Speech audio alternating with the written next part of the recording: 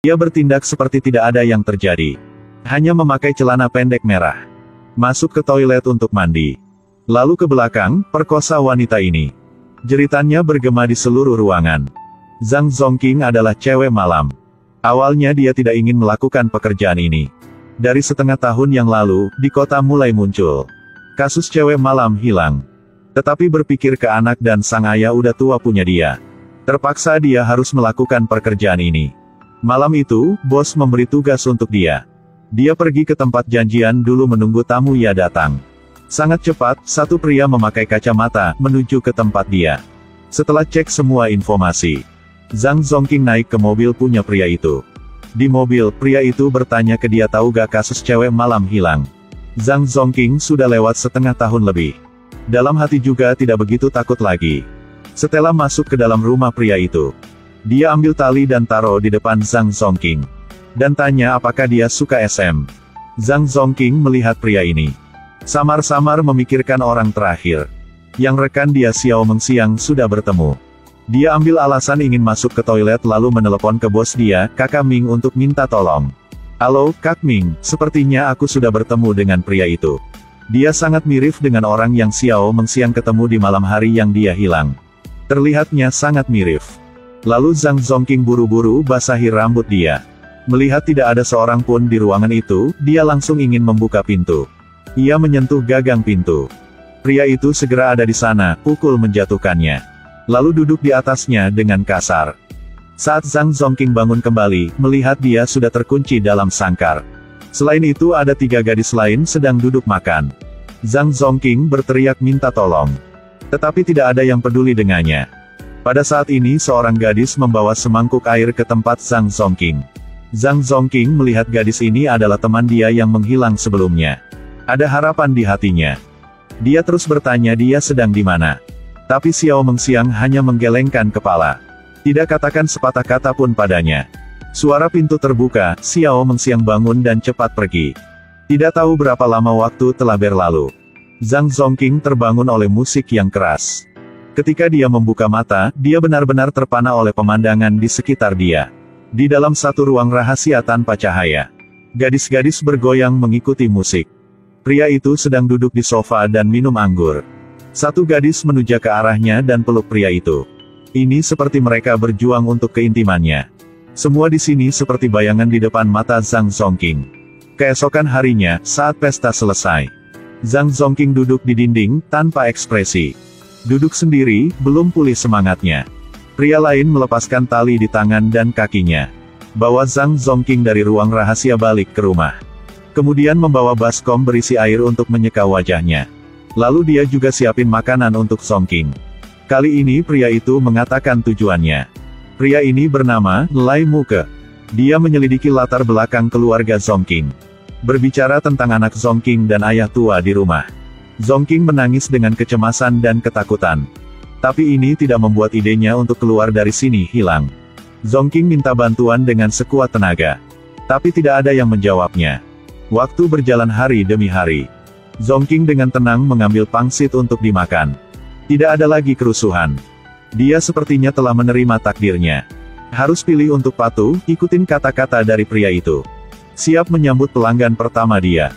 Setelah selesai make up, Zongqing naik ke mobil punya Lai Muke. Lai Muke keluarkan penyadap nirkabel. Menyuruhnya menyembunyikan penyadapan di celana dalamnya. Mobil berhenti di sebuah hotel. Saat turun dari mobil, Lai Muke memberitahu Nor kamar untuk Zongqing. Suruh dia naik ke atas sendiri, tidak lupa untuk menancam dia. Ingat kata-kata saya. Tidak ada yang akan terjadi. Zongqing sampai ke kamar, di dalam ada satu orang udah tua.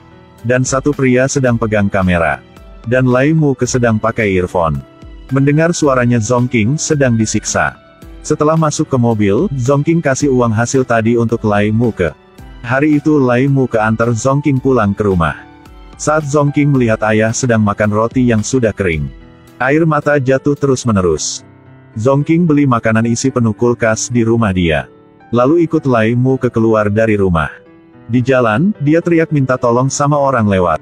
Mereka berhenti dan mencoba lihat. Tidak mengerti ada masalah apa.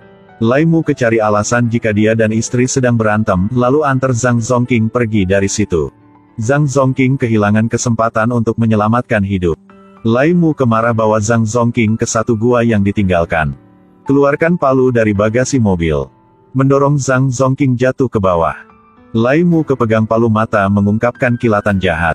Dia ingin menghancurkan dagu Zongking. Zongking teriak mohon Lai Mu maafkan dia. Dan berkata tidak akan minta tolong ke siapa lagi. Setelah masalah ini, Zongking ikutin semua kata-kata pria kejam ini. Tidak mau melawan lagi. Lai Mu mundur ke belakang berapa langkah. Ambil HP dan ancam Zongking.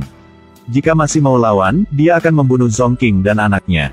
Zongking melihat foto anak tersayang punya dia lewat layar HP. Dia menangis lagi. Zongking dilihat jeruji besi dingin di ruangan tanpa cahaya. Di detik itu, dia juga memahami bahwa kenapa 3 gadis yang ada di sini terima semuanya seperti itu. Siksaan yang berkepanjangan, dan ruangan tertutup ini, membuat para gadis kehilangan akal untuk melarikan diri dari sini. Dia mulai terima kenyataan. Di ruangan itu, musik mulai diputar. Zhang Zongking bergabung dengan orang lain. Tubuhnya bergoyang mengikuti musik. Seolah-olah menyatakan keputusasaan dia. 9 bulan telah berlalu. Zhang Zongking dan gadis lain melihat seperti boneka. Terserah diatur kayak apa sama orang lain. Hari itu, Zhang Zongking sedang sama tamu. Setelah selesai, pria ini mengatakan beberapa patah kata padanya. Ini menghidupkan kembali niatnya untuk melarikan diri punya Zongking. Zongking tahu jika Lai Mu sedang menguping biar tahu ada apa di dalam. Kemudian ambil pena dan kertas untuk menulis pesan yang meminta bantuan. Kasih tahu pria itu jika dia diculik. Tetapi tamu ini pikir gadis ini hanya bercanda. Suruh Zhang Zongking cepat keluar dari sini. Lai Mu mendengar tamu itu mengusirnya.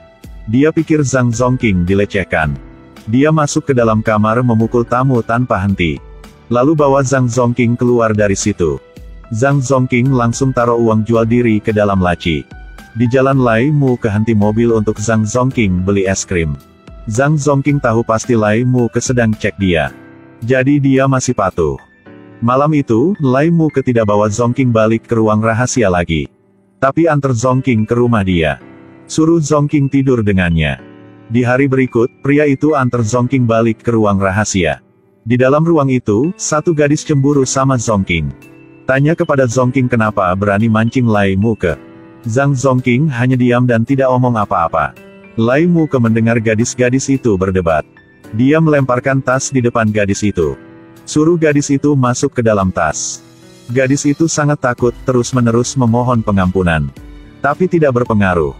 Lai Mu bawa keluarkan wanita itu. Ganti baju dia. Buka celana jin lalu memakai sepatu bot. Memakai celemek yang digunakan untuk menyembelih babi. Dan kemudian berulang kali memukuli wanita di dalam tas dengan tongkat.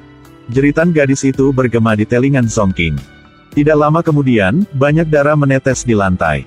Warnai sepatu bot Lai Mu dan juga hancurkan jiwa Zhang Zongking. Lai Mu seperti biasa bawa Zhang Zongking keluar untuk cari target baru. Setelah Zhang Zongking masuk ke dalam hotel, dia baru ingat jika Lai Mu tidak memakai earphone. Lalu dia ambil penyadap keluar. Dia tidak pergi ke kamar yang ada tamu sedang menunggu. Bergegas lari keluar dari hotel itu sampai ke jalan raya. Lai Mu merasakan ada yang tidak beres. Dia langsung masuk ke dalam hotel untuk mencari. Tetapi di jalan waktu itu sudah tidak ada sosok Zhang Zongking lagi. Zhang Zongking sampai ke suatu tempat main bia. Pinjam HP gadis itu dan menelepon polisi. Halo, ada orang culik saya. Ada orang mau culik saya. Nama saya Zhang Zongking. Saya sudah berhasil melarikan diri, sekarang saya sudah di luar. Pria itu selalu ikuti saya. Kami terkunci di pemandian nomor 88 Jalan Fengdong. Di dalam masih ada 2 gadis lagi. Setelah selesai dia lari kembali ke rumah. Saat buka pintu dia melihat jika ayah jatuh dalam genangan darah. Dan pembunuh Lai Mu ini duduk di kursi roda punya ayahnya menunggu dia kembali. Zhang Zongking menangis. Ketakutan telah menguasainya. Dia hanya berdiri diam di situ. Akhirnya Zhang Zongking ditangkap dan balik ke ruang rahasia itu. Orang sedang menunggu Zhang Zongking saat ini adalah Lai Mu dalam suasana hati yang ingin membalas dendam. Seperti biasa Lai Mu pakai celemek lalu pakai sepatu bot. Zhang Zongking diikat dalam kantong itu. Berpikir kembali ke kehidupan ketika ayahnya masih hidup. Dia tidak bisa berpikir apa lagi. Dia sudah sangat ketakutan. Mungkin lebih baik jika dia mati sekarang. Polisi berdasarkan informasi yang Zhong Qing berikan, temukan tempatnya. Lai Muke sedang menyeret tubuh untuk mempersiapkan pembuangan. Binatang yang tampak lembut ini akhirnya dihukum oleh hukum. Para gadis yang lain juga diselamatkan. Film ini berdasarkan peristiwa nyata di Henan, Cina pada tahun 2011. Karakter didasarkan pada citra kriminal Li Hao. Dia dijatuhi hukuman mati oleh pengadilan pada tahun 2014. Zhang Zhongqing diculik dan dipaksa menjadi budak seks. Film ini membuat penonton sangat sedih. Anda akan melupakan identitas asli Zhang Zhongqing sebagai cewek malam. Karena dia tidak berhenti mengutuk orang jahat itu. Berharap semua gadis di dunia ini tidak akan berada dalam situasi seperti itu. Harus menggunakan tubuh untuk mencari nafkah seperti itu.